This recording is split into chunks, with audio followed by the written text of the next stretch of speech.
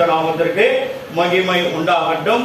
இந்த மாதத்தினுடைய வாக்குத்தத்தம் இந்த வாரம் சனிக்கிழமை 1ஆம் தேதி. என்னைக்கு சனிக்கிழமை?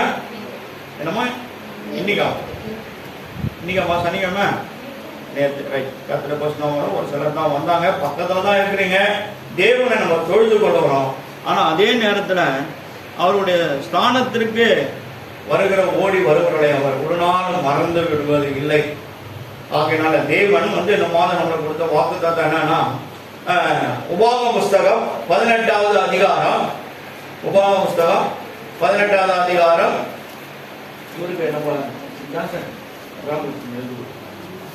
உபாகம புஸ்தகம் 18ஆம் அதிகாரம் 16வது வசனத்தினுடைய பின் பகுதி.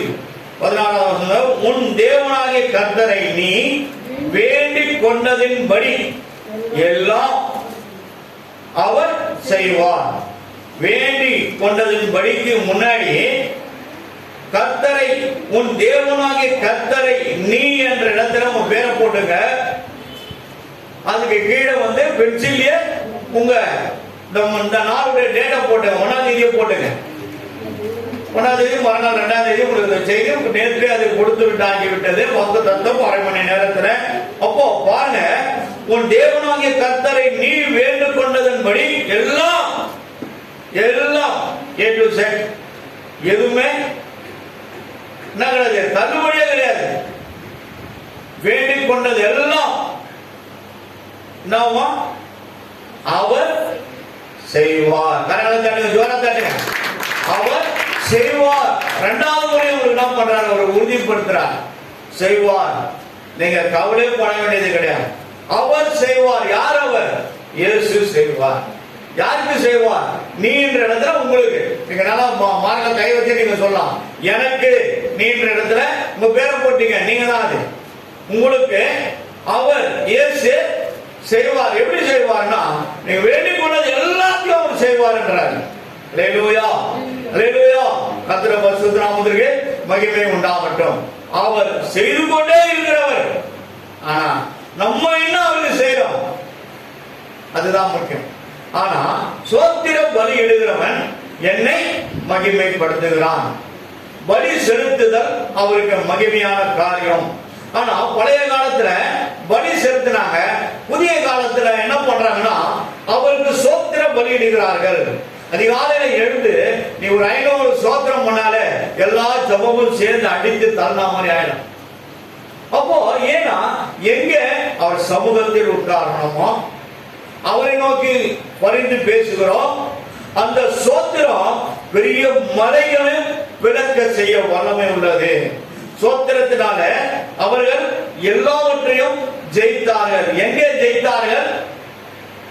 இஸ்ரவேலில் இருக்கிற கானான் தேசத்தை சுதந்திரித்துக் கொள்ள முடியாது, இந்த உலகத்தையே ஜெயித்தார்கள். ஏன் உலகத்தையே அவர்களுக்கு ஜெயிக்கிற பலன் வந்ததுன்னா, அவர்களோடு இருந்ததனால் அவர்கள் ஜெயித்தார்கள். இல்லைன்னா என்ன பண்ணிருக்க முடியாது, கானானை சுதந்திரித்துக் கொள்ள முடியாது. அத்தனை விதமான ஜாதிகள் அந்த தேசத்தை ஆண்டு கொண்டிருந்தார்கள். யோர்தானை கடந்திருக்க முடியாது, எரிகோவை உடைத்திருக்க முடியாது, உள்ளே போயிருக்க முடியாது. நான் மோசையோடு இருந்தது போல உங்களோடு இருப்பேன், நீங்கள் போய் அவர்களோடு யுத்தம் பண்ணி உங்கள் தேசத்தை நீங்கள் சுதந்திரித்துக் கொள்ளுங்கள் என்றார்.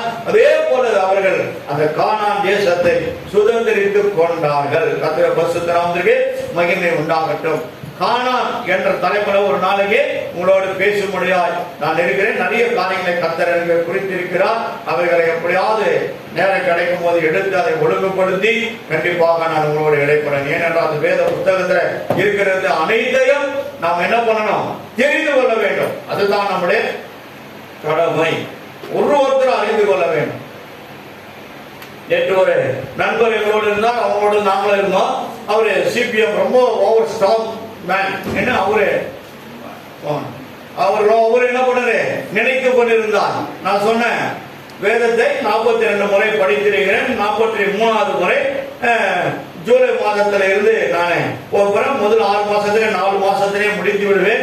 அதே போல அடுத்த 6 மாசத்துல 4 மாசத்துல முடிச்சிடுவேன். 40 நாள் நாங்க 2 முறை எங்களோட ஆலயத்துல 40 நாள் பாசிட்டிவ் பிரேயர் எங்களோட சபையில வைத்து எங்களோட மக்களுக்காக, இந்த பகுதியில் ரட்சிக்கப்படாத மக்களுக்காக மக்களை வைத்து நாங்கள் ட்ரெயின் பண்ணி ஜெபம் ஆவியினால நிரப்பப்பட்டு அவர்கள் மூலமா நிழல்பட்டு விட இந்த பகுதியில் இருக்கிற கட்டப்பட்ட மக்கள் எல்லாம் விடுதலை ஆகி ஆலயத்தில் கொண்டு வரும் என்ற ஒரு ஆத்ம பாரத்தோடு நாங்கள் ஜெபிக்கிறோம் சொல்லும் போது ஒரு மிகவும் ஆச்சரியப்பட்டார்.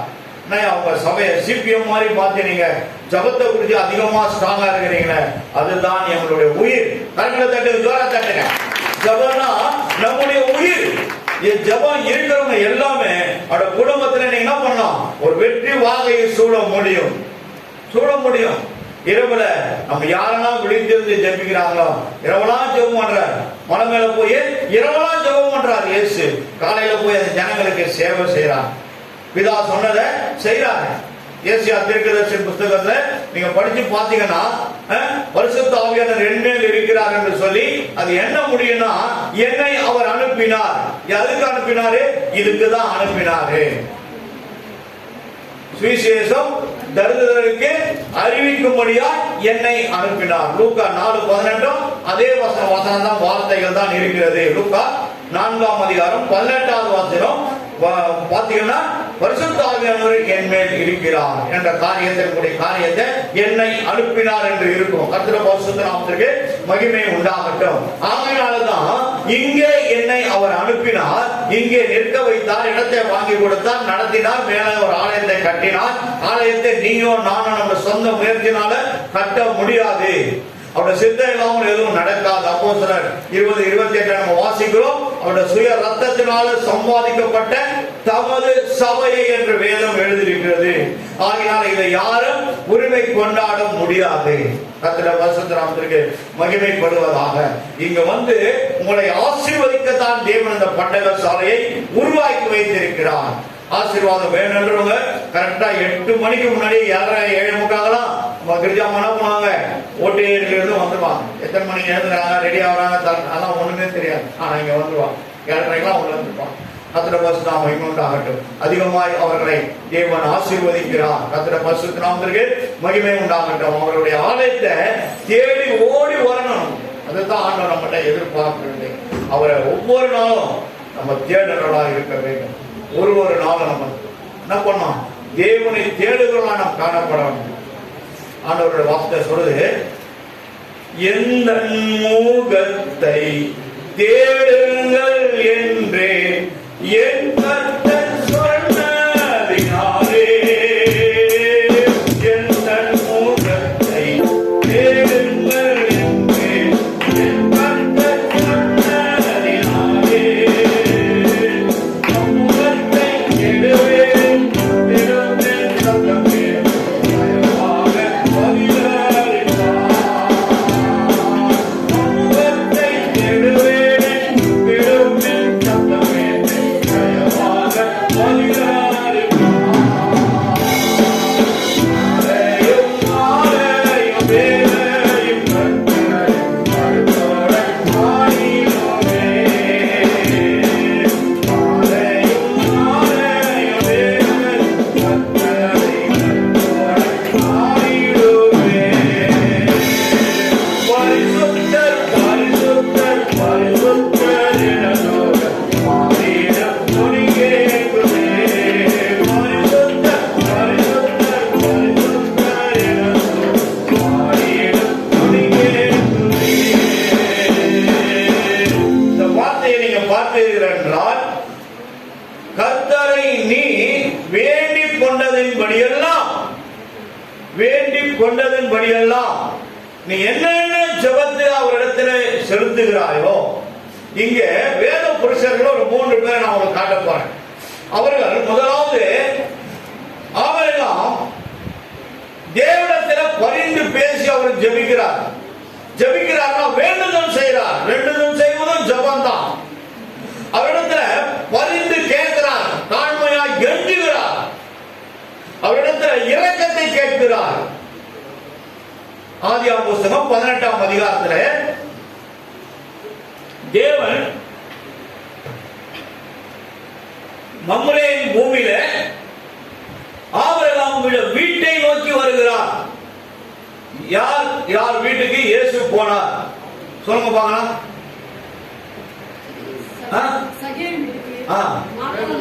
மார்த்தாள் மரியாள் வீட்டுக்கு,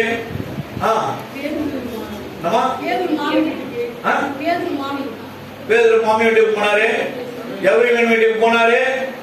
அப்புறம் சகே சொல்லிட்டாங்க, சகே வீட்டுக்கு போனாரு சொல்லிட்டாங்க. மரத்துல இருந்து இறங்கி வீட்டுக்கு எடுத்து போயிட்டாரு. அப்புறம் அப்புறம் அப்புறம் என்ன அவ்வளவு ஸ்ட்ராங்கா இருக்கீங்களா? ரொம்ப ஸ்ட்ராங்கா இருக்கீங்க பொழுது பேஸ் பண்ண கேக்குதா? எப்படி நீங்க எல்லாம் கொஸ்டின் ரைஸ் பண்ணி எப்படி பேசுவீங்க? கொஸ்டின் அண்ட் ஆன்சர் நேற்று கூட அந்த ஐயா என்கிட்ட பேசினாரு. சொல்லுங்க, இங்க பாரு, எழுத்து போய் மூஞ்சி பேசுவாங்க. எழுத்து யாரு யாருக்கிட்ட யார் வீட்டுக்கு போனாரு? எம்மா ஒரு சீசர் வீட்டுக்கு போனாரு. இவ்வளவு பேர் சொல்றீங்களா தவிர ஏசி என் வீட்டுக்கு வந்தாரு யாராவது சொல்றீங்களா? கரெக்டா தட்டுங்க, ஜோரா தட்டுங்க. என் வீட்டுக்கு வந்து ஏசி காலையில தட்டி எழுப்புறாருங்க. உண்மையா பொய்யா? உண்மையா பொய்யாங்க? சொல்லுங்க, நீங்க தான் சொல்லணும், சத்தமா சொல்லணும். சொல்லுங்க, எங்க பொருளை காணும். என் வீடு இயேசு வராருங்க. பாண்டியன் என் வீடு இயேசு போனதுனால தான் குடும்பம் நீங்க காப்பாற்றப்பட்டுகிறது. அந்த பாப்பா எங்க போனாலும் சுத்திட்டு வீடான வந்துருது. காரணம் என்னன்னா அதுக்கு ஒரு பணிவிடை ஆகிய தேவன் நியமனம் பண்ணிருக்கிறார். கரையில தட்டு, ஜோர தட்டுங்க. அவங்க 2 பேர் 3 பேரும் சேர்ந்து இந்த வீட்டுக்கு சொந்தக்காரர்கள். இந்த ஜெப வீட்டிற்கு சொந்தக்காரர்கள் அவர்கள். அவர்களை யாரும் ஒண்ணும் பண்ண முடியாது. எந்த மந்திரக்காரன் சீமானா இருந்தாலும் நான் இன்னைக்கு சொல்றேன், எழுதி வச்சீங்க, ஒன்றுமே பண்ண முடியாது. ஏன்னா ஒருவர் அல்ல, இருவர் அல்ல, சபையாராய் நாம் சேர்ந்து அந்த குடும்பத்திற்காக ஜெபிக்கிறோம். தேவனிடத்தில் பரிந்து பேசுகிறோம், பரிந்து பேசுகிறோம். ஆகினால இடிக்க பிடிக்க நாட்ட பிடுங்க ஒரு நாளும் அவர் மீது அதிகாரம் இல்லை. அல்லேலூயா, அல்லேலூயா. எங்க அப்பா தூங்கிட்டு இருக்காரு. எங்க வீட்டினுடைய கதவு இருக்குங்களா, சாத்துவோம் இல்லையா? முதல் ஒரு கதவு சாத்தம், 2வது ஒரு கதவு தாப்பால் போடும். அந்த கதவு கீழே இருக்கிற எப்போ பண்ணா வெயில் காலத்துல மழை காலத்துல கொஞ்சம் அப்படி தூரமா வரும், கேப் தெரியும். அந்த கேப் உள்ள அந்த ஸ்பிரிட் வந்து ஜன்னல கதவெல்லாம் திறந்துட்டு எங்க அப்பாவை தட்டி எழுப்பி 5 அடி கேட்டு அத மேல ஏறி இறங்கி அவர் லுங்கி கேட்டுங்கிறாரு. மேல ஒரு பனியன் போட்டுங்கிறாரு, ஒரு துண்டு ஒன்று போட்டுன்னு இருக்காரு. காலில் ஒண்ணுமே கிடையாது. மெயின் ரோடு கிட்டு போயிடுச்சு, பக்கத்துல சுடுகாடு. ஆனா அங்க போனது என்னாச்சுன்னா லெப்ட்ல திரும்புறதுக்கு முன்னாடி ரைட்ல திரும்பிட்டார். அது யார் பண்ண வேலை? யார் பண்ண வேலை? கர்த்தர் அந்த வீட்டுக்குள்ள அந்த குடும்பத்தை காப்பாற்ற வேண்டும் என்பதற்கு, அவரை ரட்சிக்க வேண்டும் என்பதற்காக எவ்வளவோ பேர்களை அனுப்பினார். மத்தேயு 18ஆம் அதிகாரம் 16ஆம் அதிகாரம் 18வது வசனம் வாசிங்க. மைக்கு புடிங்க, மைக்கு புடிங்க. 16, 16, 18 வாசிங்க. The book of John 16 chapter 18 verse படிங்க. இல்ல ஜான் தான். மைக்கு சீக்கிரம் படிப்பா. 16, 18மா? மேலும் ஆண்டவர் சொல்றாரு, மேலும் நான் உங்களுக்கு இண்டிவிஜுவல் பர்சன், ஒருவருக்கு ஈச் எவரி பர்சன் ஆண்டவர் நான் சொல்றேன்றாரு. என்ன சொல்றாருன்னா, நீ பேதுருவா இருக்கிறாய், இந்த கல்லின் மேல் என் சபையை கட்டுவேன், பாதாளத்தின் வாசல்கள் அதை மேற்கொள்வதில்லை. ரைட், அப்படியே ஒரு நிமிஷம் இருங்க. ஏதோ சின்ன ஒரு காணி எகிரிட்டு 16, 18 16 படிச்சா 16, 18 கொஞ்சம் இருமா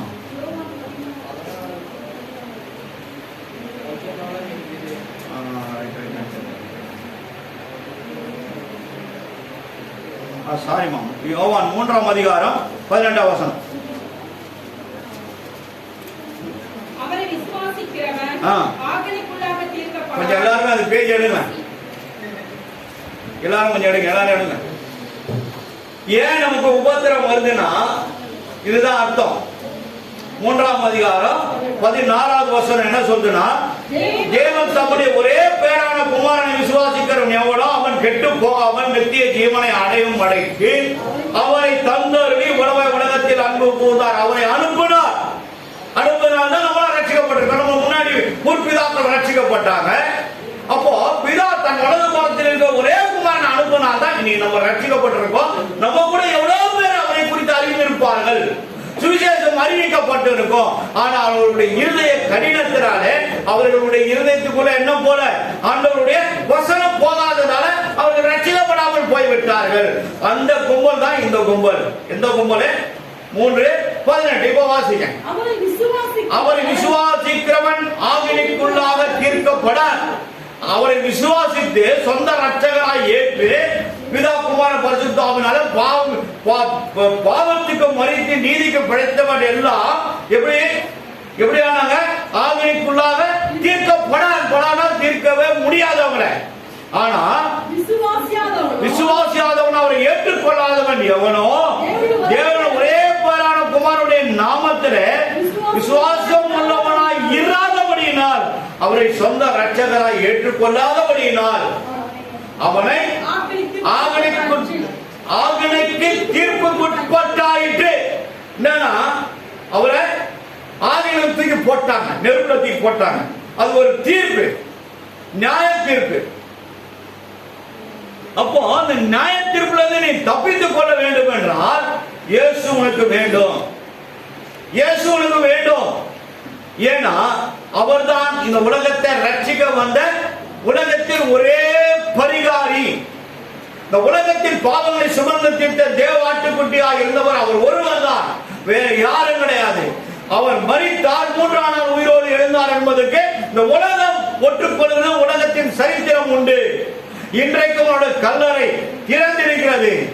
கல்லறை திறந்திடவே அப்போ வேதத்தில் எழுதப்பட்டது, பாடல் இருக்குது. எத்தனையோ 1000 ஆண்டுகளுக்கு முன்பாக எழுதப்பட்டவைகள். இவைகள் பொய் அல்ல, அது உண்மையானவைகள். அதற்கு நாங்கள் எல்லாரும் சாட்சிகளாய் நின்று கொண்டிருக்கிறோம். கர்த்தருடைய பரிசுத்த நாமத்திற்கு மகிமை உண்டாகட்டும். ஆகையினால ஏன் உங்களுக்கு குடும்பத்தில் அழுத்தம் வருதுன்னா இதுதான் காரணம். அவரை ஏற்றுக்கொள்ற வரைக்கும், ஞானத்தான் எடுக்கிற வரைக்கும் என்ன வரும்? உங்களுக்கு அழுத்தங்கள் வரும், போராட்டங்கள் வரும், எதிர்ப்புகள் வரும், கசப்புகள் வரும், நெருக்கங்கள் வரும், உபத்திரங்கள் வரும், கீழே தடிக்கு விழாத இடத்துல கூட விழ வைக்கும். இப்படிப்பட்ட போராட்டங்களாக நம்ம மேற்கொண்டே இருக்கும். ஆனால் பிதா குமார பரிசுத்த ஆவியினாலே பாவத்துக்கு மரித்து நீதிக்கு பிழைக்கும் என்றால் அவன் அந்த இயேசு உனக்கு ஒரு பணிவிடை ஆவியப்பா, நீ உண்மையாய் இருப்போமான்றான். உண்மையாய் இருப்பாயானால் அந்த ஸ்பிரிட், அந்த தேவ ஆவியானவருடைய பணிவிடை ஆவி உன்னோடு இருப்பார். நீ வேண்டிக் கொள்வதாக பிதாவிடத்தில் அறிந்து பரிந்து பேசி உனக்கு தேவையானவைகளை, சித்தமானவர்களை வாங்கி கொடுப்பான். பிதாவிடத்தில் எப்படி இயேசு பரிந்து பேசிக் கொண்டிருக்கிறாரோ அப்படிதான் இவர்கள் என்ன பண்ணுவாங்க? போய் தெரியப்படுத்தி நமக்கு பதிலை வாங்கி கொடுக்கிறவர்கள். அதனால்தான் எபிரேயர் புஸ்தகம் 1ஆம் அதிகாரத்திலே கடைசி வசனத்தில் பார்க்கிறோம், பணிவிடை ஆவிகள் வேதத்தில் கொடுக்கப்பட்டிருக்கிறது. அவர்கள் நாம் சரியா இருந்தா இருப்பாங்க, இல்லைன்னா போயிடுவாங்க. எங்க வந்தாங்களோ அங்கே போயிடுவாங்க. ஆனா ஒரு நாளைக்கு நம்ம எத்தனை விதமான மூச்சுகளை விடணும். ஒரு மூச்சில என்ன இருக்குது? ஒரு பவுண்டு, ஒவ்வொரு விதமான 100 கிராம், 50 கிராம், 25 கிராம் எவ்வளவு பொய் சொல்றோமோ அதுக்கேற்ற மாதிரி அது குறைஞ்சிங்கனே வந்து வெளியே போயிடும். அல்லேலூயா. உலகத்துல அதிகமா பாவம் பண்ணுது நம்முடைய வாய் இல்லையா? ஒரு எதிரே காட்டி இருக்கிறேன். நம்முடைய வாய் 85 வசனங்கள் வாயை குறிச்சு வேதத்துல பாத்தீங்கன்னா கர்த்தர் பொய் பேசுகிற நாவுகளை அறுத்து போடுறார். உண்மையா பொய்யாது அறுப்பாருன்னா என்ன அர்த்தம்னா இது செயல்படாம போனா மேல போய் ஒட்டிக்கும். அதுக்கும் வசனம் இருக்கா இல்லையா? 3-4 இடத்துல இருக்குது. ஆகையினால ஜாக்கிரதையா இருக்கணும். பொய் பேசுற ஆத்மா பாவம் பண்றதுக்கு அர்த்தம். பாவம் பண்ற ஆத்மா சாகவே சாகம், நியாய தீர்ப்பது. கர்த்தர் பரிசுத்த நாமத்துக்கு மகிமை உண்டாகட்டும். இப்படிப்பட்ட தேவனிடத்துல என்ன வேண்டிக் கொள்வது என்னவா? அது அப்படியே எல்லாம் அப்படியே செய்யப்படும். கர்த்தர் பரிசுத்த நாமத்திற்கு மகிமை உண்டாகட்டும். ஹல்லேலூயா. கர்த்தர் பரிசுத்த நாமம் மகிமைப்பட்ட மறுபடியும் வசனத்தை நான் வாசிக்கிறேன். உபாகம புஸ்தகம் 18ஆம் அதிகாரத்தினுடைய 16வது வசனத்தை நாம் மீண்டும் வாசிப்போம். உன் தேவனாகிய கர்த்தரை நீ வேண்டிக் கொண்டதின்படி எல்லாம் அவர் செய்வார். இங்க 3 புருஷர்கள் வேண்டுகிறார்கள். ஒன்று, முதலாவது ஆபிரகாமை குறித்து பார்க்க போகிறோம். இரண்டாவது மீரியாம், யாருன்னா மோசேயோட சகோதரி. மூன்றாவது சிம்சோன். இந்த 3 காரியத்தை என்ன பண்ண போறோம்? சரியான அரை மணி நேரத்தில் நம்ம பார்த்துக்கிட்டு சரியா நம்ம நேரத்தில் கடந்து போகலாம். வெளியே அதிகமான வெயில் இல்லை, ஒன்னு 1 மணி நேரம் உட்கார வைக்கலாம் நான் நினைக்கிறேன். நீங்க என்ன சொல்றீங்க? பரவாயில்லையா? பரவாயில்லையா? லேட்டா வந்துருந்தா தலையில எல்லாம் ஆடுறாங்க. கர்த்தருடைய பரிசுத்த நாமத்துக்கு மகிமை பண்ணட்டும். சரி, இப்போ ஆபிரகாமை குறித்து பார்ப்போம். 12வது அதிகாரம் தி புக் ஆஃப் ஜெனிசிஸ்ல நீங்க பாத்தீங்கன்னா ஆபிரகாமோட வீட்டுல இருக்கிறாரு. எங்க அப்பலாம் ஓலக்கொட்டா மாதிரி ஓலக்கொட்டா கூட இருக்காது, எதையும் மேடைகளை போட்டு என்ன பண்ணுவாங்க, மூடி கீடி வச்சிருப்பாங்க. அந்த கல் வீடுலாம் இருக்குதா? கிடையாது, மண்ணு சவரில் தான் வைப்பாங்க. ஒரு குஜராத்ல பீல ஆதிவாசி மக்கள் மத்தியில் எங்களை ஊழியத்துக்கு இட்டுட்டு போனாங்க. 3 நாள் நாங்கள் அங்கே தங்கியிருந்தோம். அந்த கேழ்வரை அடையை தான் அந்த வெள்ளம் போட்டு எங்களுக்கு சுட்டு கொடுப்பாங்க, அதை தான் நாங்கள் சாப்பிடுவோம். அதுக்கப்புறம் கம்பு கொடுப்பாங்க, அப்புறம் அந்த சோளப்பொரி நெருப்பில் போட்டு அந்த தவாலை வறுத்து அதை அழகாக தனித்தனியாக இருப்பாங்க, எடுத்து சுட சுட கொடுப்பாங்க.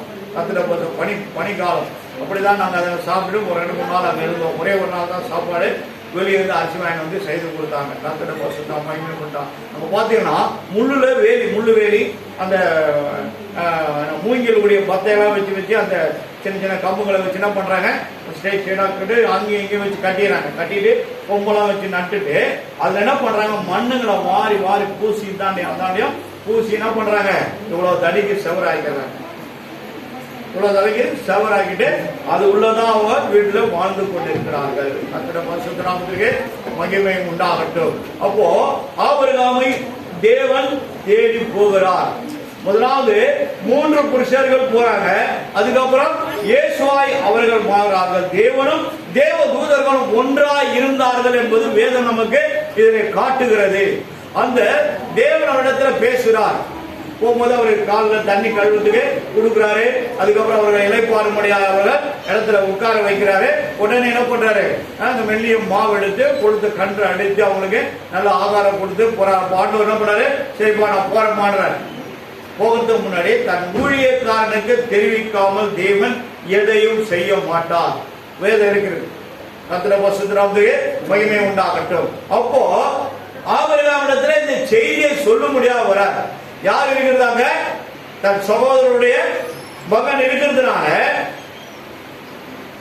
அவரை காப்பாற்றும்படியா அதை அறிவிக்கும்படியா இயேசு வரார். சோதோம பட்டணத்தை அழிக்க போறார். ஏன்னா ஆண் புணர்ச்சிக்காரர்கள், பாவத்தினுடைய உச்ச கட்டத்தில் இருக்கிற அக்கிரமக்காரர்கள் தேவனுடைய பார்வைக்கு அது மேலானதா இருந்ததுனால அவருடைய சமூகத்திற்கு அவர்களுடைய பாவம் மேலே எட்டியது. அநேக காரியங்கள் வேதத்தில் பார்ப்போம் என்றால் தேவனுடைய சமூகத்துக்கு வந்தது அவருடைய பரலோகத்தின் சமூகத்தில் போய் மேலே எட்டியது என்று சொல்லி வேதத்தை நம்ம பார்க்கிறோம்.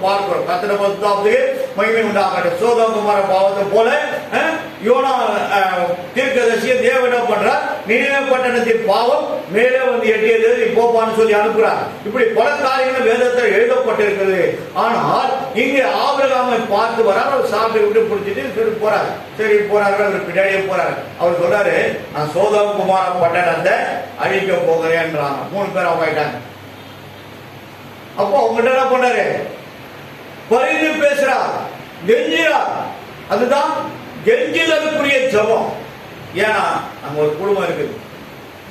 ஆபிரகாம் லோத்து குடும்பத்திற்காக மட்டும்தான் ஜெபம் பண்ணார். உண்மையா பொய்யாது? வேதத்தில் எப்படி எழுதிருக்குது சொல்லுங்க. லோத்து குடும்பத்தை காப்பாற்ற மட்டும் தான் ஜெபம் பண்ணாரே தவிர, அவங்கள்ட்ட பரிந்து பேசினாரே தவிர, அங்கே இருக்கிற பாவத்தில் நிறைந்திருக்கிற மக்களுக்காக ஆபிரகாம் ஜெபித்தாரா சொல்லுங்க. என்னமா முடிக்கிறீங்க? இல்ல, கிடையாது. ஆகையினால அவர்கள் அழிக்கப்பட்டார்கள். ஒருவேளை ஆபிரகாம் அவர்களுக்காக பரிந்து பேசியிருந்தா அவர்களும் தேவன் அவருடைய இரக்கத்தினால கொஞ்சம் போட்டோம்னு சொல்லி விட்டு இருப்பார். ஆனா அவர்களுக்காக யாரும் ஜெபிக்காத ஒரு காரணத்தினால லோத்தினுடைய குடும்பத்திற்காக 100 நீதிமான், 50 நீதிமான், 10 நீதிமான் தான் அழிப்பீரோன்னு சொல்லி கெஞ்சினே போறார். இன்னும் தேவனுக்கு கோபம் வராமல் இருப்பதாக இன்னும் 10 நீதிமானாதான் இருந்தா நீங்க அழிப்பீங்களா? அதுக்கு பதிலே சொல்ல மாட்டேன், டக்குன்னு மறைஞ்சு போயிட்டே இருப்பார். கர்த்தருடைய பரிசுத்த நாமத்துக்கு மகிமை உண்டாகட்டும். எங்க போறாங்க? நேரா அந்த 3 புருஷர்களும் எங்க போறாங்க? லோத்தின் வீட்டுக்கு தான் போறாங்க.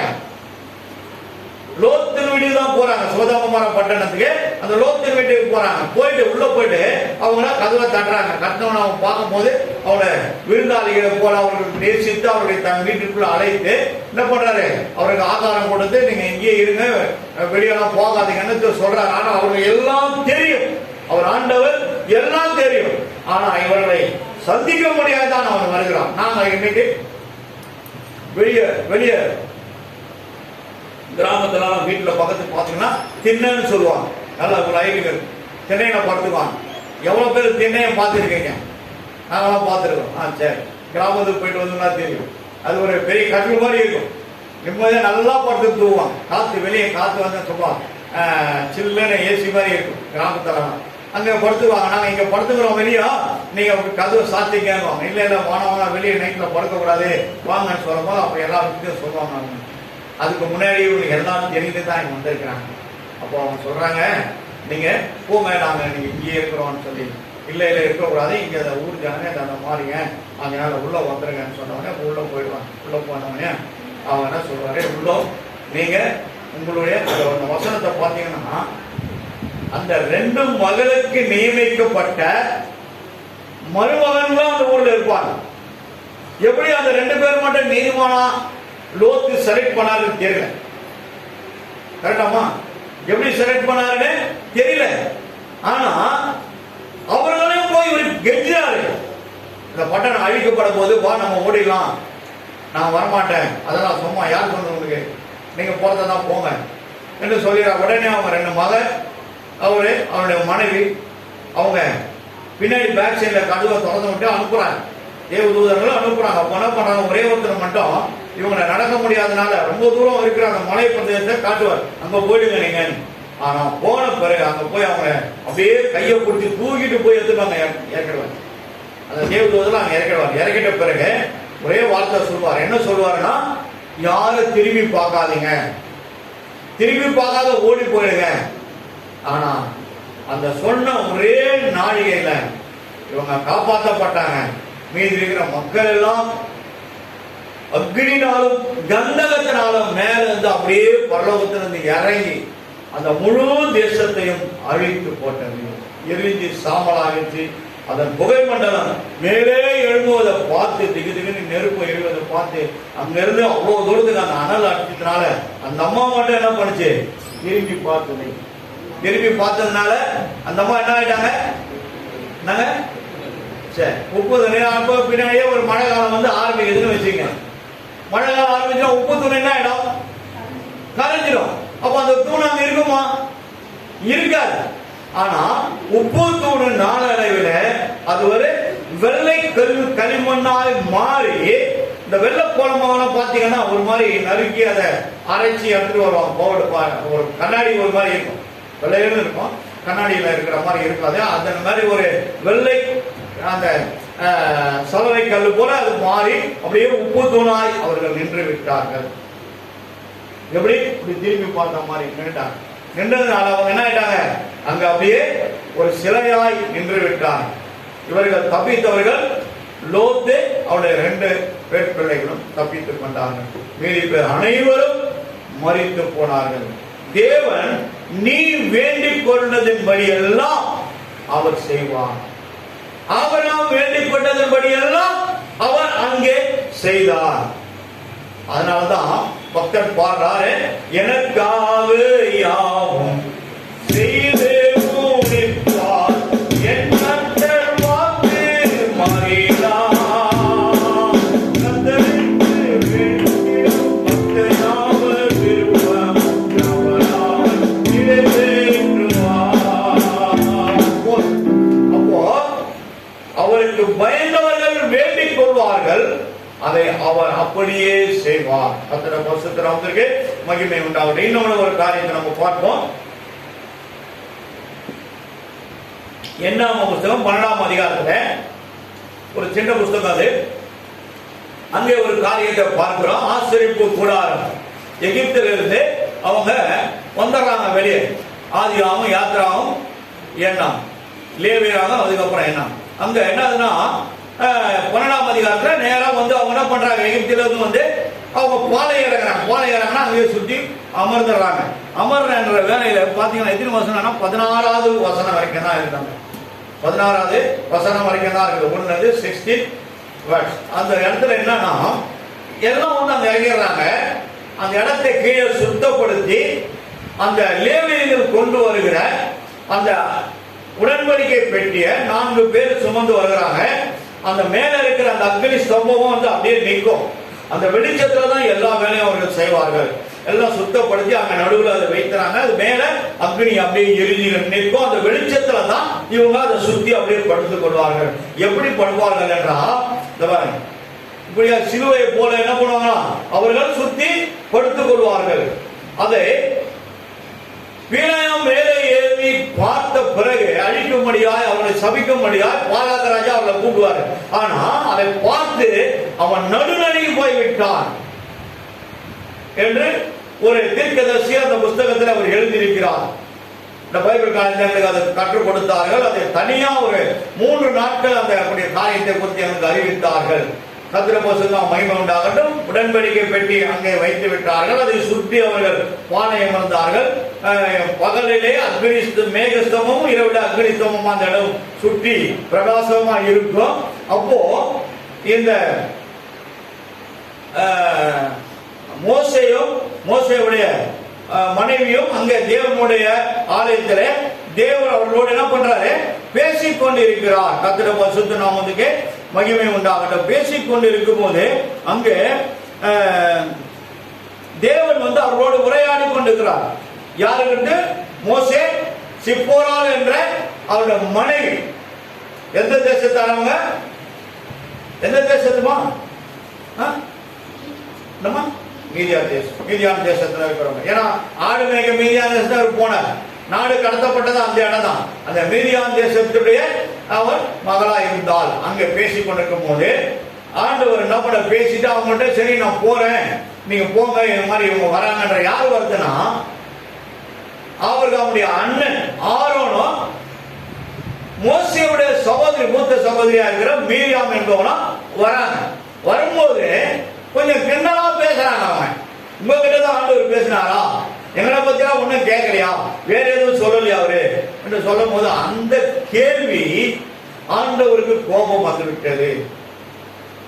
அந்த ஒரே ஒரு கேள்வி அவருக்கு கோபம் வந்தது. அதனால்தான் ஊழியக்காரங்களை நீங்க பேசும்போது நாங்க உங்களுக்கு சிரிப்போம், ஆனா எங்களுக்கு அது சிரிப்பா இருக்கும், ஆனா உள்ள கொஞ்சம் வேதனையாகவும் இருக்கும். என்னன்னா ஆண்டவருக்கு ஒரு பிள்ளைகளுக்கு ஊழியத்தை தான் வந்திருக்கு, இப்படி பேசுறாங்க நானு, ஆனா எங்களுக்கு கோபம் வராது. எங்களை வழிநடத்தவர்களுக்கு கோபம் வரும். அந்த கோபத்தின் நிமித்தமாய் நீங்கள் உள்ளே கொஞ்சம் வாருங்க, உங்களோட நான் பேசலாம் சொல்லி கூப்பிடுறாங்க. ஆண்டவர் கூடும் போது இவங்க ஆரோனும் அவரோட மனைவி சகோதரி என்ன பண்றாங்க, உள்ள போறாங்க. போகும்போது ஆண்டவர் என்ன பண்றாரு, தகப்பன் முகத்திலே நீ காரி முய்வா என்றால் அது உனக்கு நலமா இருக்குமா? உனக்கு அவர் தகப்பனா இருக்கிறார், ஆவிக்குரிய தகப்பனா இருக்கிறாரே மோசே, நான் தானே அவனை ஆசாரியனா நியமித்திருக்கிறேன். நல்லா கவனிங்க, மோசே தான் ஆரோன் அவனோட அண்ணனை அபிஷேகம் செய்து ஆசாரியனாய் மாற்றுவார். அவர்தான் அவனுக்கு 2 பிள்ளைகளையும் கொண்டு வந்து ஆசரிப்பு கூடாரத்தில் அவர்களை பிரதிஷ்டை செய்கிறார்கள். மோசே மேல இருந்த அபிஷேகம் தான் அவர்கள் மேல் இறங்கியது. அவர் மரிக்கும் தருவாயிலே தேவன் யோசுவாவை ஆசரிப்பின் கூடாரத்துக்குள்ளே கொண்டு வான்னு சொல்லி உன் கரத்தை அவன் மேல் வை என்கிறார். வைத்த பிறகு இவர் மேல் இருக்கின்ற அபிஷேகம் அவர் மேல் இறங்குகிறது. யார் மீது? மோசே என்பது இறங்குகிறது.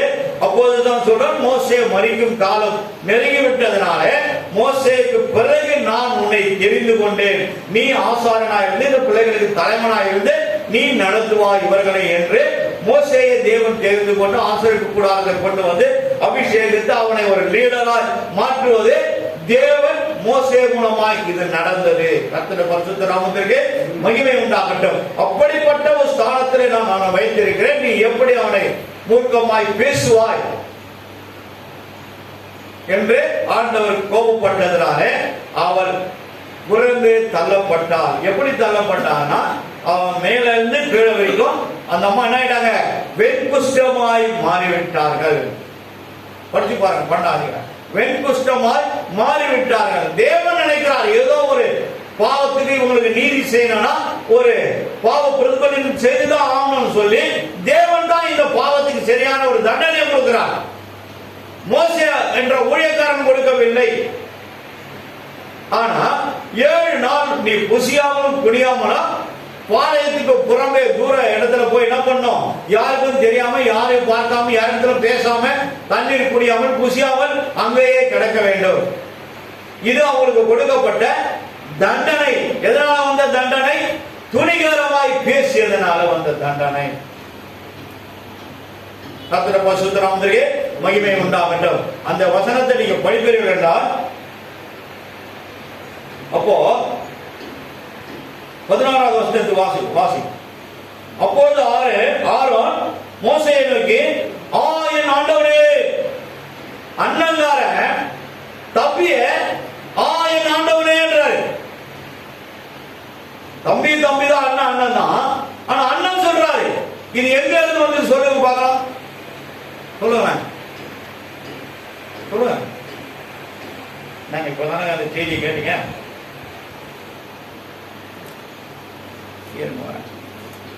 மல்கியாவின் புஸ்தகம் 8.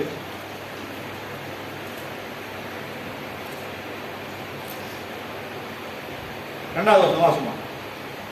1 அதிகாரம் 2வது வசனம். உங்களை சிநேகித்து என்று கர்த்தர் சொல்கிறார். அதற்கு நீங்கள் எங்களை எப்படி சிநேகித்தீர்கள் என்கிறீர்கள். கர்த்தர் சொல்லுகிறார், ஏசா யாக்கோபுக்கு சகோதரன் அல்லவா? ஆகிலும் யாக்கோபை நான் சிநேகித்தேன், ஏசாவை நான் வெறுத்தேன். ரைட். இங்க ஏசாவை அண்ணனை வெறுக்கிறாரு, தம்பிய சிநேகிக்கிறார். அதே காரியத்துல நீங்க பின்னாடி பாத்தீங்கன்னா, மூத்தவன் இளையவனை என்ன பண்ணுவான்? சேவிக்கிறான்.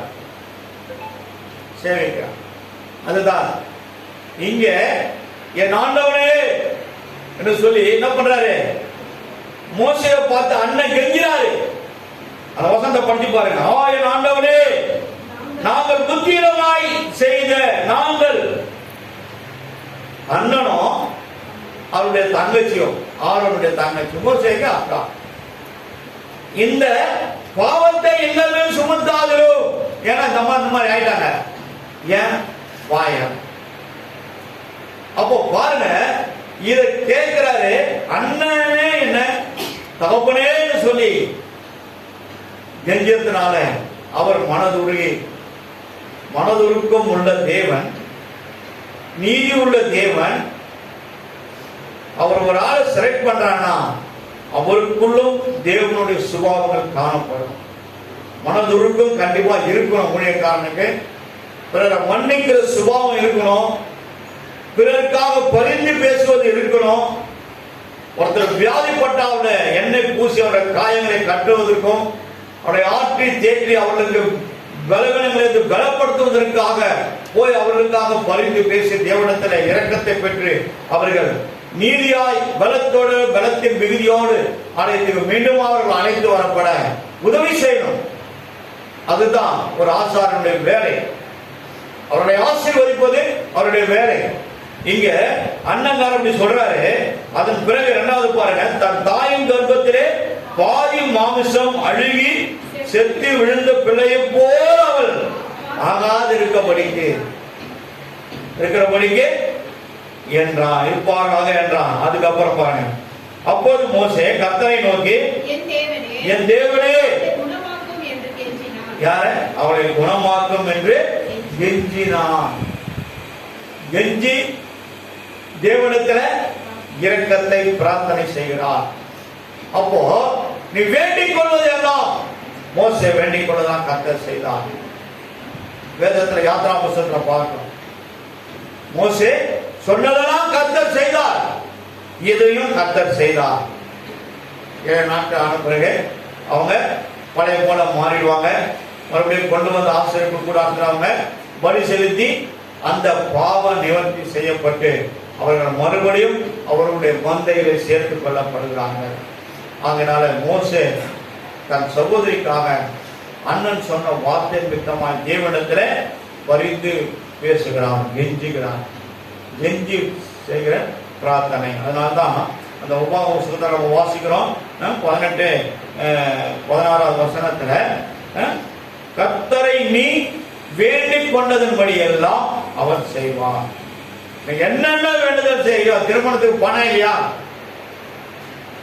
வேண்டுதல் பண்ணுங்க, எழுதி வைங்க, எழுதி வைங்க. ஒரே நாள்ல ஆண் வீட்டாரம் பெண் வீட்டாரம் ஒரே லட்சத்தை ஏசிட்டு வந்துட்டாங்க. ஒரு கல்யாணம் பொண்ணுக்கும் மாப்பிள்ளைக்கான போறாங்க.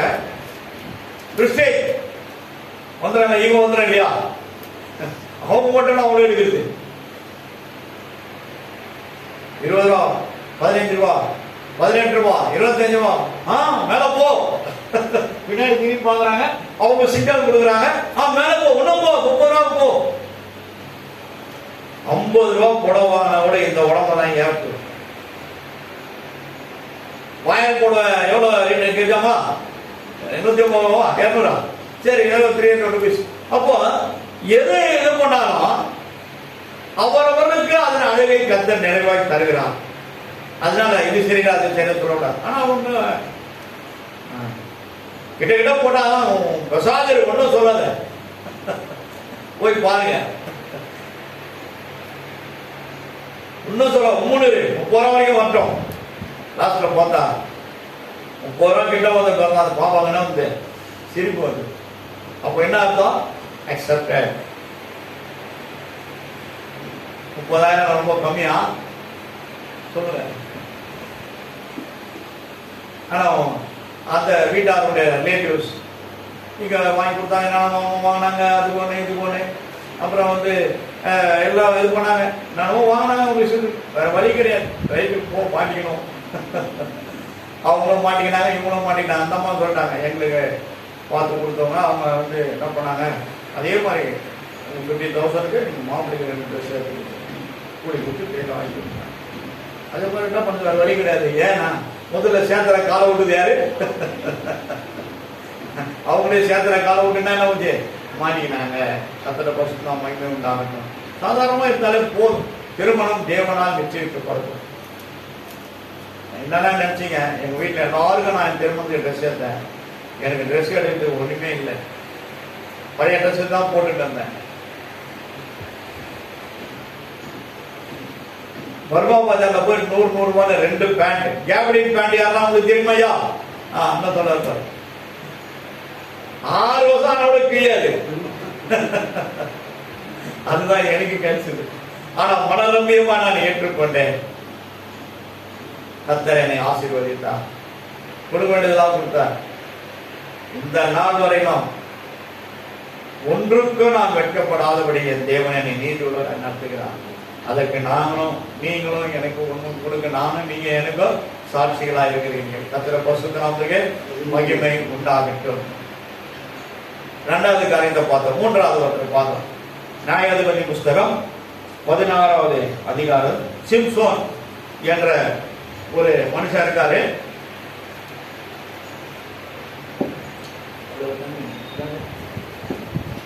ரொம்ப ஸ்பீடா வந்து வேதத்துல ரொம்ப ஸ்பீடா சைன்னு போயிட்டு ஒரு யாருன்னா இருந்தா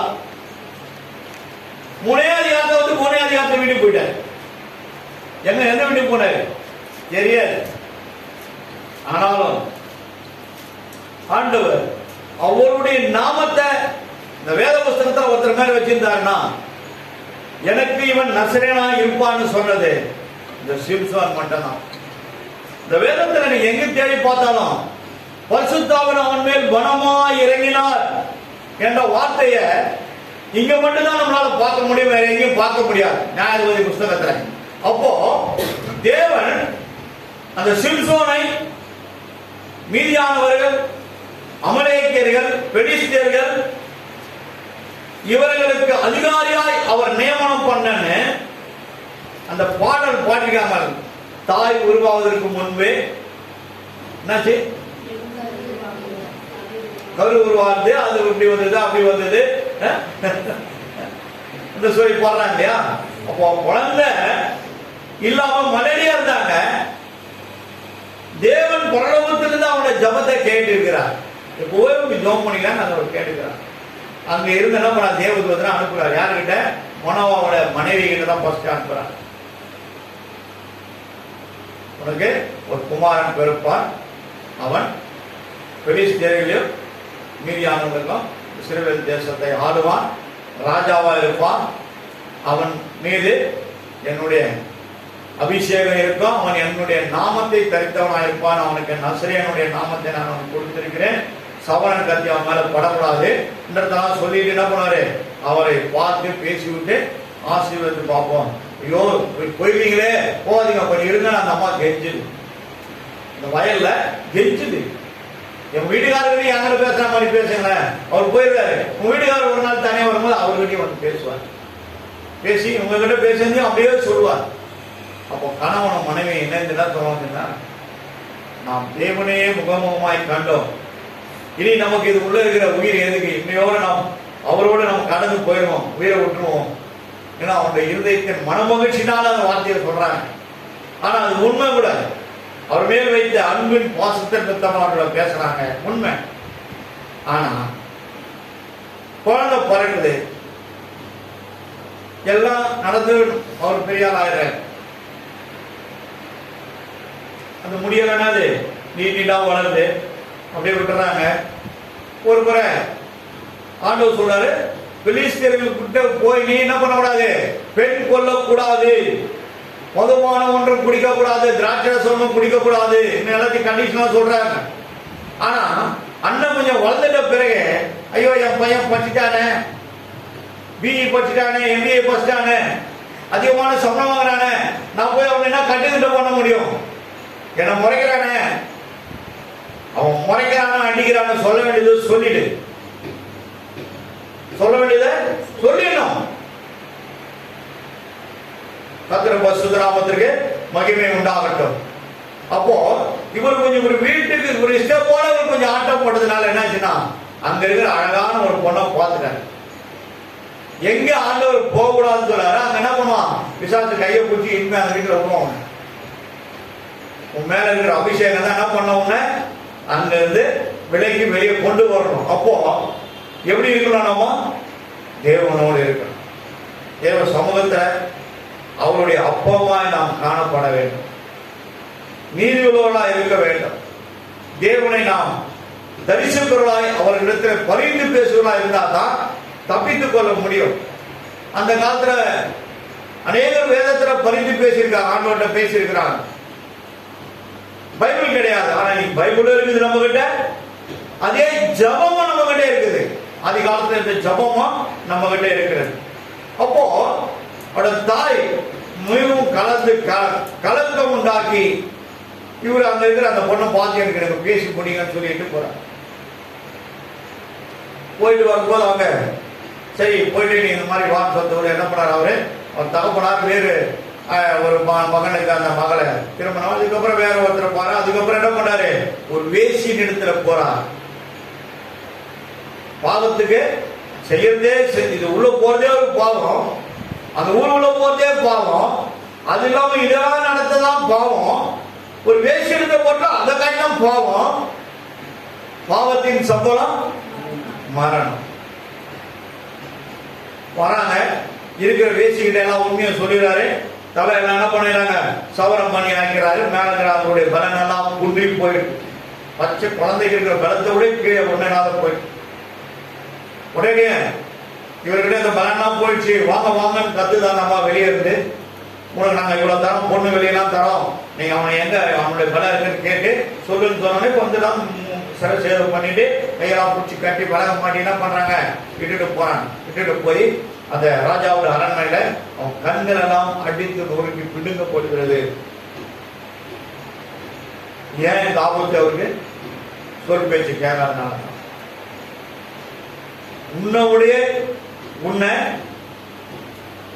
ஒரு எறும்பு கடிச்சா கூட நீ அலறத்தை பார்த்து கத்தத்தை பார்த்து முதல் துடிச்சு பிடிச்சு எழுதுகிற யாருன்னா தாய் தான், வேற யாரும் கிடையாது, தாய் தான். அந்த தாய்க்கு துரோகம் பண்ணக்கூடாது. உன் இஷ்டத்துக்கு போய் என்னமா தெரியும், என் பழைய காலத்தால் சொல்ல ஓல்ட் இஸ் கோல்ட். அந்த தாய்க்கு தான் தெரியும், அந்த தகப்பன் தான் தெரியும். ரோட்ல நின்று அழுதுனா முதல் அவங்களுக்கு தான் உரைக்கும், அவங்களுடைய இருதயம் தான் சஞ்சலப்படும், வேதனை அடையும், வருத்தப்படும். ஆனா அந்த தாய் நம்மளை காப்பாற்றி எந்த அளவுக்கு நம்ம மேல உயர்த்தி நிற்க வச்சிருக்காங்க. பட்ட பாடுகள், போராட்டங்கள், எதிர்த்து இந்த உலகத்தை எதிர்த்து ஜெயித்து கண்ணீரோடு உன்னை காப்பாற்றி எல்லா தீங்கு பொல்லாப்பு சத்துரு சதி மோச நாசங்களுக்கு விலக்கி உன்னை ஒரு ஆண்மகனாக இந்த உலகத்தை நிறுத்தி காட்டி அவ்வளவு போராட்டங்களை அவர்கள் கடந்து வருகிறார்கள். ஆனா அந்த தாயோட பேச்சை கேட்காம போனதுனால அங்கே போய் மாட்டிக்கொள்கிறார். ஒரு அந்த ராஜாவுடைய மண்டபத்துல ஒரு பெரிய விருந்து சாலை நடக்கிறது. எல்லா பிரபுக்களும், எல்லா மேல் அதிகாரிகளும், எல்லா விதமான பணம் படைத்தவர்களும் பிரபுக்கள் என்ன பண்றாங்க, அந்த தேசத்துல அரண்மனையில வந்து கூடி என்ன பண்றாங்க, விருந்து செய்யறாங்க, மகிழ்ச்சியா இருக்கிறாங்க. ராத்திரி சொத்து குடித்து விட்டு அந்த இடத்துல இவர் இடத்துல வந்து என்ன பண்றாங்க, டான்ஸ் போட வைக்கிறாங்க. டான்ஸ் ஆடுறாரு. இந்த கேலி கூத்துக்காக கர்த்தரை அபிஷேகித்தா, தேவதூதரை இறைவன் உன்னை பேசி உலகத்துக்கு கொண்டு வந்தா, நம்மை தேவன் இந்த உலகத்தில் கொடுத்ததுக்கு ஒரு முகாந்தரம் இருக்கும். அதை நாம் மறந்துவிடக் கூடாது. அதை நாம் மறக்க கூடாது. ஏதோ ஒரு நோக்கத்துக்காகத்தான் தேவன் நம்மளை கொண்டு வந்திருக்கிறார். அந்த நோக்கத்தை அவர் நிறைவேற்றும்படி விட மாட்டார். கர்த்தர பரிசுத்த நாமத்திற்கு மகிமை உண்டாகட்டும். நியாயாதிபதி புஸ்தகத்துல 16ஆம் அதிகாரம் 28வது வசனத்துல அவர் மிகவும் சோர்வடைந்து கீழே என்ன பண்றாரு, விழுந்துடுறார். விழுந்து அந்த சங்கிலியெல்லாம் மாட்டிக்கொண்டு இருக்குது. மேல என்ன பண்ணுது, அந்த இது அசைத்து எப்படியாவது எல்லாரையும் நான் கொண்டு ஆண்டவரேன், என்னையும் கொண்டு போனாலும் போனாலும் சொல்லி ஒரு வேண்டுதல் செய்யறாரு, பரிந்துரை செய்யறாரு. என்ன பரிந்துரை அவர் செய்யறாருன்னா 16ஆம் அதிகாரம் 28வது வசனம் வாசிப்பா. நியாயாதிபதி புஸ்தகம் 16:28. அப்பொழுது சிம்சோன் கர்த்தரை நோக்கி கூப்பிட்டு, பாருங்க, இப்போதான் என்ன வந்து அவருக்கு ஒரு வெளிப்பாடு வருது. ஒரு வெளிப்பாடு அவருக்கு வருது. வரும்போது என்ன பண்றாரு, சிம்சோன் என்ன பண்றாரு, கர்த்தரை நோக்கி கூப்பிட்டு, கர்த்தராகிய ஆண்டவரே, நான் என் 2 கண்களுக்காக ஒரே தீர்வையா வெளித்த கையிலே பழிவாங்கும்படிக்கு இந்த ஒரு விஷயம் மாத்திரம் என்னை நினைத்தருளோ, இந்த ஒரு விஷயம் மட்டும் என்னை நினைத்தருளோ. வேண்டிக் கொள்வதோ வேண்டிக் கொள்ளாததுக்கு முன்பாக பரிசுத்தாவின் மேல் பலமாய் இறங்கினாரு. ஆனா இன்னைக்கு என்ன பண்றாரு, எல்லா அபிஷேகமும் அவர் மேல இருந்து தள்ளி போயிடுச்சு, தூரமா போயிடுச்சு. இன்னைக்கு அவர் கெஞ்சிறார். நம்முடைய வழி அவரை சார்ந்து இருக்கணும். அந்த வழியில தேவனுடைய வார்த்தை வெளிச்சம் இருக்கணும். நீ நல்வழியிலே போவாய் என்றால் உன் வழி செம்மையாய் காணப்படும். செம்மையாய் காணப்படும். இன்னைக்கு கெஞ்சினார். எப்படி கெஞ்சினார் பாருங்களேன். இந்த ஒரு விஷயம் மாத்திரம் என்னை நினைத்தருளும் தேவனே. கெஞ்சினார். பரிந்து பேசுறது வேற, கெஞ்சிறது வேற, இரக்கம் செய்வது வேற. ஆனா கெஞ்சிறார். சொல்லுவாங்க, என்ன சொல்லுவாங்க, நம்ம என்ன வாழை பிடிக்கிறது, என்ன மாதிரி இதை பிடிச்சி விட்டுட்டு அதை வாழை பிடிக்கிறான்னு சொல்லுவாங்க, துப்பை பிடிச்சிட்டு வாழை பிடிக்கிறாங்க. அதுவா? அந்த மாதிரி இவர் என்ன பண்ணிட்டாரு, ஆண்டவரோட நடந்தது. ஆண்டவர் கையை பிடிச்சிருந்தவரு, ஆண்டவர் கையை விட்டாரு. லாஸ்ட் என்ன பண்றாரு, போயிட்டு கெஞ்சிரா அளவுக்கு சிம்சோன் மீது தேவனுடைய அபிஷேகம் அவ்வளவும் எனக்கு இவன் நஸ்ரேனா இருப்பான்னு சொல்லி ஒரு வார்த்தை, நஸ்ரேன் நாமத்துல, இயேசு நாமத்துல போகணும் சொல்ற இல்லையா? அப்ப நஸ்ரேன் நாமத்துல போ சொல்லும் போது பிசாசு கூட அவருடைய வார்த்தையை சொல்லும் போது அது கீழ்ப்படி அவருடைய நாமம் அது. அந்த நாமத்தையே கொடுத்து அவனை நிற்க வைத்தான். கர்த்தர பரிசுத்த நாமத்திற்கு மகிமை உண்டாகட்டும். அப்போ கேட்கும் போது என்று சொல்லி சிம்சோன் அந்த வீட்டை தாங்கி நிற்கின்ற 2 நடு தூண்களில் ஒன்றை தன் வலது கையினாலும் மற்றொன்றை தன் இடது கையினாலும் பிடித்துக் கொண்டு என் ஜீவன் பரிசோடு கூட மடிய கடவுது என்று சொல்லி பலமாய் சாய்க்க அந்த வீடு அதிலிருந்து பிரபுக்களும் ஜனங்களும் விழுந்து இவ்விதமாய் அவன் உயிரோடு இருக்கையில் அவனால் கொல்லப்பட்டவர்களை காட்டிலும் இவர் அவனால் சாகும் போது அவனால் கொல்லப்பட்டவர்கள் அதிகமாய் இருந்தார்கள். அந்த உள்ள எல்லாரும் செத்துறான். எல்லாரும் செத்தான். இது அறிந்த இஸ்ரவேல் தேசத்தாகிய தன் மனோபாவோட மனைவியும் ஆற்றில் அழைத்து கொண்டு போய் தன் மகனுடைய சரீரத்தை கொண்டு வந்து என்ன பண்ணாங்க, தன்னுடைய தேசத்திலே முற்பிதாக்கள் கல்லறை அவர்கள் அதை சேர்த்தாங்க. அப்பயும் எப்படி இருந்தாலும் சரி, ஆகிலும் இடத்தில் ஒருவனுக்கு சகாயம் உண்டு. ஓசியா தீர்க்கதரிசி புத்தகம் பார்க்கிறோம். அப்போ நீ எப்படி இருந்தாலும், எவ்வளவு வழி தவறி போனாலும், தேவன் சொல்ற ஒரே ஒரு வார்த்தை, நீ எவ்வளவு பின்மாற்றப்பட்டாலும், பாதாளத்தின் ஆழத்தில் போய் நின்றிருந்தாலும், அங்கேயும் இயேசு வருவார். அங்கேயும் இயேசு வருவார். உயிர் தெரிந்த மூன்றாவது நாள் இயேசு பாதாளத்துக்கு போனார். எங்க இருக்கு? பேதுரு புத்தகம் நம்ம பார்க்கிறோம். பாதாளத்துக்கு போனார். ஏன் போனார்? நோவாவின் காலத்துல மரித்து போன, ஜலப்பிரயத்தினால மரித்து போன அத்தனை ஆவிகளுக்கு போய் தன்னை வெளிப்படுத்தி காட்டி அவர்களுக்காக பிரசன்னம் செய்தார். அதுக்கப்புறம் தான் இங்க வர கல்லறை ஆண்டவன் மார்த்தாள் மலையில, நான் என் பிதாவிடத்தில் போல நீங்கள் தொடாதீங்க, அதை வெளிப்படுத்தி காட்டுகிறார். கர்த்தருடைய பரிசுத்த நாமத்திற்கு மகிமை உண்டாகட்டும். யாரெல்லாம் நீங்க ஜெபிக்கிறீங்களோ அவங்களாம் உங்களால வாழ்க்கையில ஜெபிக்கிறவங்களா ஜெயத்தை பார்க்க முடியாது. சில நேரத்துல ஜெபம் இருக்கும், வேத வாசிப்பு இருக்கா, அது வெறும் வெள்ளை சாப்பாடு. வெள்ளை சாப்பாடு தண்டு நிறைய போட்டு கொடுத்துறாங்க, அண்ணாமணியில போட்டுறாங்க. பரவாயில்ல, புல் கட்டு கட்டிடலாம். நீங்க நிறைய சரியான சாப்பாடு. அந்த சாப்பாடு, வெள்ளை சாப்பாடு எவ்வளவு சாப்பிட முடியும்? வெறும் சாப்பாடு எப்படி சாப்பிட முடியும் சொல்லுங்க? வெறும் சாப்பாடு சாப்பிட்டா நான் ஒரு குண்டா கூட சாப்பிட சொல்ற கை தூக்கம் சாப்பிட முடியாது. தொண்டையில அடிச்சுக்கும், தொண்டையில அடிச்சுக்கும். தொண்டையில அடிச்சுக்கிறது ஒரு காரியம் சொல்றேன். ஏதோ மீன் குழம்பு அன்னைக்கு ஏதோ ஒரு முள்ளு வந்து உள்ள போய் மாட்டி கேட்டு என்ன பண்ணுவீங்க? அப்போ வெள்ளை சாப்பாட நல்ல ஒரு கொழுக்கட்டை மாதிரி எடுத்து டைட்டா பிடிச்சி அதை ஒரு உருண்டையா டைட்டா ஆகி என்ன பண்ணுவீங்க?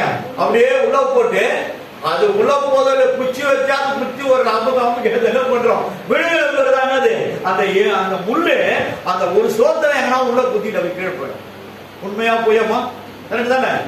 அப்போ யோசிச்சு பாருங்க, நம்ம ஜெபிக்கிற குடும்பம் தான் வெள்ளை சாப்பாடும் இருக்கணும். வெள்ளை சாப்பாடுக்கு என்ன இருக்கணும்?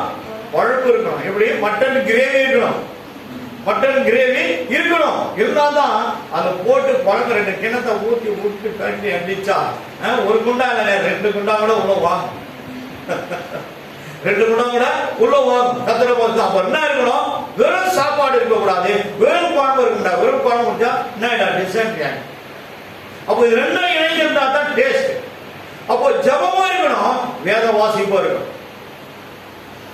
ஜபமா இருக்கணும், வேத வாசிப்பா இருக்கணும். இது ரெண்டும் சைமல்டேனியஸா இருந்ததுன்னா உன் முகம் பிரகாசமா இருக்கும். இன்னைக்கு அநேகருடைய முகங்கள் ஜபிக்கிறாங்க, வேத வாசிக்கிறாங்க, இருளாடுகிற காரணம் என்னன்னா இருதயத்தில் சுத்தம் உள்ளவர்கள் பாக்கியவான்கள். எங்க இருக்குது? மத்திய 5 அதிகாரத்துல இருக்கு, மலைப்பிரசங்கத்துல. அவர்கள் தேவனை தரிசிப்பார்கள். சுத்தம் உள்ளவர்கள் தரிசிக்க முடியும். அப்ப சுத்தம் உள்ளவர்கள் ஜபம் தான் மேல போவோம். அது பதில வாங்கி கொடுக்கும், பதில வாங்கி கொடுக்கும். எந்த ஜபத்தை கேளுங்கள் என்பே கர்த்தர் சொன்னதினாலே. அப்போ ஜபத்தை கேட்டு ஜபத்துக்கு பதில் வாங்கி தருவதுதான் நம்முடைய தேவன். அல்லேலூயா. முன்னிலே இருக்காதுங்க, ஆனா ஜபத்துல எதையும் சாதிக்க முடியும், ஜெயிக்க முடியும். ஆனா தேவனுக்கு நம்ம எப்படி இருக்கணும்னா உண்மையா இருக்கணும். உண்மையா இருக்கணும். உண்மையாய் அவரை தேடும் யாவருக்கும் இயேசு அற்புதரே. உண்மையாய் அவரை தேடும் யாவருக்கும் இயேசு அற்புதரே. அற்புதர் அற்புதர் அற்புதர் அற்புதர் இயேசு அற்புதர். அன்றினோருமாய் மாறும் இயேசு அற்புதர். அப்போ நம்ம உண்மையா இருந்தோமா எல்லா காரியத்திலும் ஆண்டவர் உண்மையா இருக்கும். எல்லா காரியத்திலும் இருந்து பாருங்க. முடியாது, ஆனா இருந்து பாருங்க. கண்டிப்பா அநேகர் கண்டு உன்னை ஆச்சரியப்படும் கர்த்தர் குடும்பத்தை மாற்றுவார், உன்னை உயர்த்துவார், உன்னை நல்ல ஸ்தானத்துல நிற்பார். எவ்வளவோ போராடுறீங்க சில பேர் மேல போயிடணும். ஆனா நீங்க நைட்ல கொஞ்ச நேரம் உட்காந்து ஏன் நமக்கு மட்டும் இது நடக்க மாட்டேங்குது, மேல ஏறுறோம் அப்படியே ஸ்வைன்னு கீழே வந்து விட்டுடுது. மேல ஏறணும்னு நினைக்கிறோம், பல போராட்டங்கள் என்ன பண்ணுறது, காலை பிடிச்சி இருந்து வந்து கீழே விட்டுருது. காரணம் என்னன்னு நீங்க ஆண்டவர்கிட்ட கேட்டு பாருங்க. கண்டிப்பா அவர் பேசுகிற தேவன் உனக்கு அவர் உணர்த்துவார். நம்முடைய இருதயத்தில் எங்கெல்லாம் சொட்டைகள் இருக்கிறதோ, ஓட்டைகள் இருக்கிறதோ, அதை நம்ம என்ன பண்ணணும், வசனம் என்ற வார்த்தையினால நாம் எல்லாம் அந்த சிமெண்ட்ல பூசுற மாதிரி பூசி அதை சரி பண்ணுவோம் என்றால் கண்டிப்பா தேவன் உனக்கு இறக்கம் செய்வார். நீ நினைச்சது நடக்கும், நீ கேட்டுக்கொண்டது உனக்கு நடக்கும். கேட்டுக்கொண்டது எதுவோ அது பரலோகத்திற்கு விதான செய்யப்படும். ஏன் வாழ்க்கையில செய்ய வரமாட்டது? பரத்தில் இருந்து ஜெயம் வரும், என்னை அவர் காக்க வல்லோ. பரத்தில் இருந்து ஜெயம் வரும், என்னை அவர் காக்க வல்லோ. காக்கும் தெய்வம் எனக்குண்டனக்கு காத்திடுவான் என்றுமே, காத்திடுவான் என்றுமே. என்ன வந்தாலும் நம்புவே, என்னில் சக்தி பறை. யார் கைவிட்டால் பின் செல்வேன், எனது இயேசுவை. அகல ஆழ உயரமாய் எவ்வளவு அன்பு கொண்டார். என்ன கஷ்டங்கள் வந்தாலும் அவர் என்னை கைவிட மாட்டார். என்ன கஷ்டங்கள் வந்தாலும் அவர் என்னை கைவிட மாட்டார். என்ன கஷ்டம் வந்தாலும் கைவிடாத ஒரு தேவன் நமக்கு உண்டு. ஆகையினால நீங்கள் அவரை தேடுங்கள், அவர் உங்களுக்கு வெளிப்படுவார். உன் கண்களிலே பரிசுத்தம், வாயிலே பரிசுத்தம், உன் ஆத்மாவிலே பரிசுத்தம், உன் நடை உடை பாவனை எல்லாவற்றிலும் நீ மாறுதலாய் இருப்பாய் என்றால் நீ செய்வதெல்லாம் உனக்கு வாய்க்கும். பொருளாதாரத்துல நீங்க குறைவுள்ளா இருக்கீங்களா, அவரை நோக்கி பாருங்க, அவரை நோக்கி பாருங்க. அவரை விசுவாசிக்கிறவன் எவனோ அவன் வெட்கப்பட்டு போவதில்லை என்று வேதம் சொல்கிறது. ஏன் வெட்கப்பட்டு போறீங்க? ஏன் வெட்கப்பட்டு போறீங்க? நம்ம அவரை நோக்கி பார்க்கல, நம்ம திறமையை நோக்கி பார்த்துட்டு இருக்கிறோம். இந்த திறமை என்ன ஸ்டாண்டர்ட்ல இருந்தாலும், என்ன எஜுகேஷன் டைப் லெவல்ல இருந்தாலும் ஒரு நயா பைசா கூட அது உதவாது. ஆனா அவரை நீ பார்ப்பாய் என்றால் உன்னை மாற்ற வல்லவராய் இருக்கிறான். உன்னை உயர்ந்த ஸ்தானத்தில் கொண்டு வைத்து என் பிள்ளைகள் இவ்வளவாய் இந்த தேசத்தில் நான் அவர்களை ஆசீர்வதித்து வைத்திருக்கிறேன் என்று சொல்லி காட்டு அவர் வல்லமை உள்ளவராய் இருக்கிறார். அவரால் எல்லாம் ஆகும், அவரால் எல்லாம் நடக்கும். ஆகாதது ஒன்றுமே கிடையாது. அவரால் எல்லாம் கண்ணில மூடுங்க. நாம் சொல்லி தாவே குமாரனா இயேசு நாமத்தில் தேவனிடத்தில் அவர் வேண்டிக் கொண்டது அனைத்தையும் எல்லாவற்றையும் அவர் செய்து முடித்து தந்தார். எனக்காக யாவும் செய்து முடிப்பார். நான் கேட்கிற எல்லா கேள்விக்கும் கர்த்தர் பதில் கொடுத்திருக்கிறார். ஆண்டவருடைய வார்த்தைகளை நாங்கள் ஒரு நாள் மறந்து போகாத படிக்கிறோம். உன் தேவனாகிய கர்த்தரை நீ வேண்டிக் கொண்டதன்படி எல்லாம் அவர் செய்வார். இந்த வார்த்தை இந்த மாதம் முழுவதுமா ஒரு ஜெப வாழ்க்கையின் வார்த்தையாயிருப்பதனால நாங்கள் ஜெபித்து ஜெபித்து ஜெபித்து வேதத்தை வாசித்து வாசித்து வாசித்து அநேக நன்மைகளை தேவனிடத்தில் பெற்றுக்கொள்ள கர்த்தர் எங்களுக்கு இரக்கம் செய்யுங்கப்பா. நீதி செய்யுங்க ஆண்டவரே. என் குடும்பத்தை நீர் ஆசீர்வதிங்க ஆண்டவரே. என் பிள்ளைகளை ஆசீர்வதிங்க. என் கணவரை சீக்கிரமாய் ஞானஸ்தானத்துக்கு ஆயத்தப்படுத்துங்க. நாங்க சரியா இருந்தோமா? யாரையும் நான் குற்றப்படுத்தல, நம்ம சரியா இருந்தோமா, நம்மளோட வார்த்தை கூட அந்த இருதயத்தை நடுல செய்யும். உன் வார்த்தைக்கு அது கீழ்ப்படியும், உன் காரியங்கள் வாய்க்க பண்ணும். எவ்வளவு ஆண்டு காலமா உங்க வீட்டுல ரட்சிக்கப்படாத விட்டுட்டு இருக்க போறீங்க? விடாதீங்க, போராடுங்க, ஜெயிங்க, ஜெபம் பண்ணுங்க, ஜெயத்தை பெற்றுக்கோங்க. தானியேலின் காரியம் பாபிலோன் தேசத்துல 3 ராஜாக்கள் பத்தியில ஜெயமாய் இருந்தது. ஜெயத்தை கொடுக்கிற ஒரு கர்த்தர் என்பதை மறந்து விடாதீங்க. போராட்டமா, கஷ்டங்களா, துன்பங்களா, பலவீனமா, மற்றவர்கள் வாய் தாக்குதலா, எதுவா இருந்தாலும் சரி, நீங்க பயப்படாதீங்க. உங்களுக்கு ஜெயத்தை தருகிறவர் அவர் தான். ஜெயத்தை தருகிறவர் அவர் தான். நீங்க அவரை மறக்காதீங்க. தேவன் வாட்சிட்டு நீங்க மறந்தா கூட அவரை மறக்க கூடாது. அவர் தான் உங்களுக்கு எல்லாம். எனக்கும் அவர் தான், உங்களுக்கும் அவர் தான், நமக்கு அனைவருக்கும் அவர் தான் நீதி உள்ளவராக இருக்கிறார். என் குடும்பத்துக்கு அவரே தலைவராக இருக்கிறார். என்னை நீங்க நினைச்சு உங்களோட வாழ்க்கையை ஓட்டுவீங்கன்னா கண்டிப்பா தலைவர் ஸ்தானத்துல இருந்து அவர் உங்க குடும்பத்தை ஆசீர்வதிப்பார். நீங்க வேண்டிக் கொண்டது அனைத்தையும் அவர் செய்து முடிப்பார். காலத்தை ஒப்பு கொடுக்கணும். வார்த்தை பிள்ளைகளுடைய இதயத்திலே அது ஆழத்தில் பதிந்து தன்னை மறுரூபமாக்கிக் கொள்ள பிள்ளைகளுக்கு இறக்கம் செய்யலாம். வேற ஆரோக்கியம் உண்டாகட்டும். ஞானத்தனோட பிள்ளைகளுக்காக சோத்திரம். திருமணத்துக்கு காத்துக்கிற 2 குடும்பத்தாருக்காக சோத்திரம். அந்தவரை தழுவுகளால் குணமானவன் சொன்னீரே, பிள்ளையை குணப்படுத்தி சீக்கிரமான ஆயத்தப்படுத்தினான். எனக்கு கிடைக்கும் போதெல்லாம் தேவ சமூகத்திலிருந்து ஜெபித்து விட்டு கடந்து போகும். நன்மை உண்டாக்க வந்த அனைவரையும் ஆசீர்வதி.